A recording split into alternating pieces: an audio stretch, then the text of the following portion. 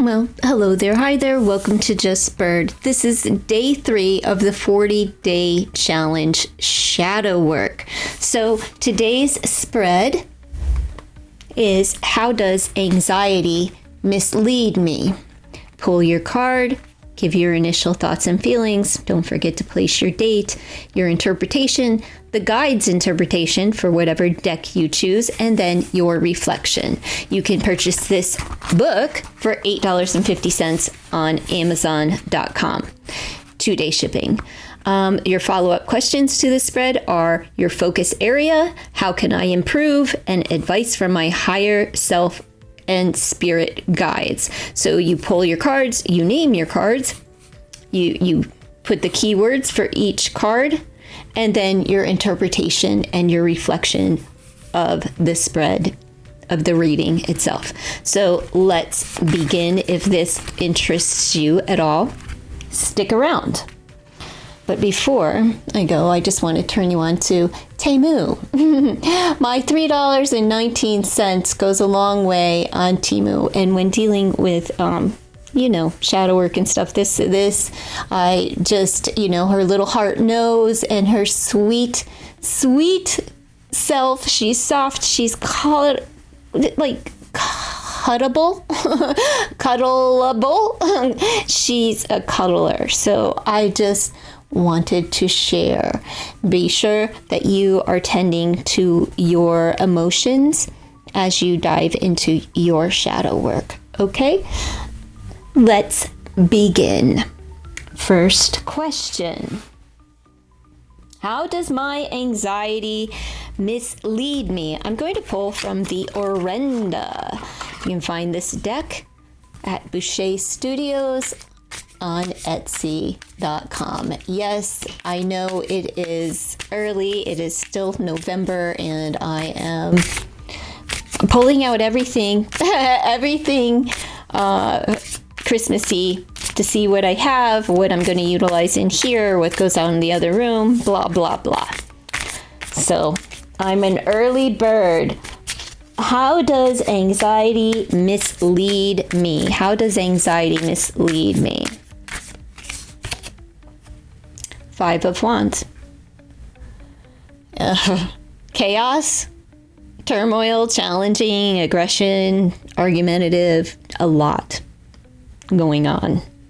As far as how does it mislead me, I would say it makes me feel that I'm in constant conflict with the world around me. All right. So for the follow-up questions, so here we go. My initial feelings are conflict, right? My interpretation, as I said, my anxiety misleads me by, it has me tongue-tied and twisted. It's challenging, and it's where the world and the world around me is filled with conflict. So 5 of Wands, as far as the guidebook, let me see, do I have my little interpretation cards from the Boucher? I don't think I have them on me. No, I take them out of the deck, I believe. Yeah, I know I don't have them in here, but 5 of Wands is conflict, drama, a lot of things going on. Nobody really gets anywhere. It's just quarrelsome battles, right? And everybody going everywhere, just not being grounded. All right. So for the follow-up questions, you can follow along. Here it is. You can pause and read for yourself. If you have a deck of cards, please do draw your own and answer the questions. If not, you can follow my lead and write down what these cards mean to you and your own reflections for the cards drawn. But for me, I'm going to pull the focus area, and today I will be utilizing Trish James' signature deck. So my focus area in regards to my anxiety and how it misleads me. It creates a lot of drama in my life because the anxiety has me tongue-tied and twisted and filled with angst. So quarrels, argumentative, things like that. Conflict, constant conflict. Focus area, card number one. Card number one. Let's remember, this is about being gut level honest with yourself, all right? How can I improve for card number two?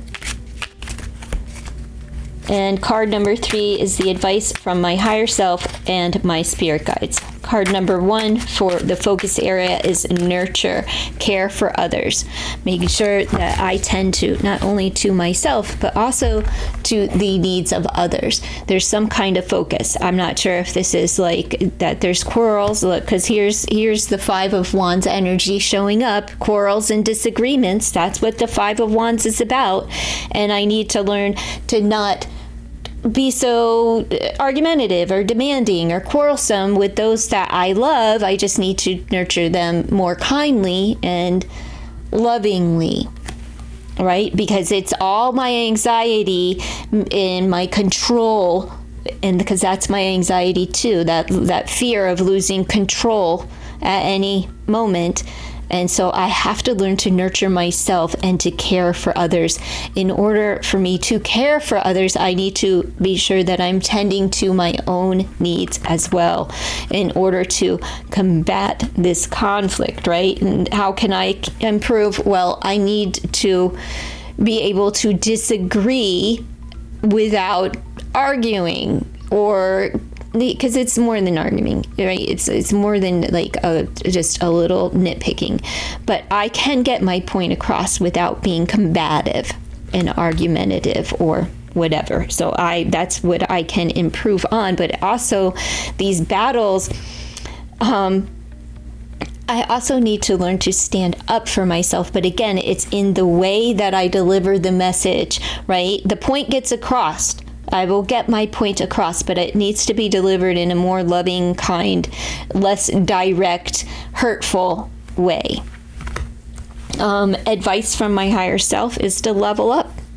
Take responsibility, be accountable for my actions, and level up. That's it. Level up, stand up, speak my truth, but in a loving way. And so I will go further in depth with my cards and with my journaling. And I hope that you all will join me. Please give me your thoughts and opinions in the comments below. And if you're following along, please do let me know that you are. If you need anything, sometimes this type of work is helpful to discuss with others or with an other person. It doesn't have to be group. It doesn't have to be public. I would really encourage anyone that's going to dive deeply into their shadow that you find a trusted human to talk about it with. I prefer people who have actually done the work and gotten to the other side of it to follow their direction. Mentorship. Okay, so find someone. It is very helpful to unload the emotion, okay, not only onto paper, but to give it to another human as well in a gentle, someone that could be supportive to you during this time. Okay, so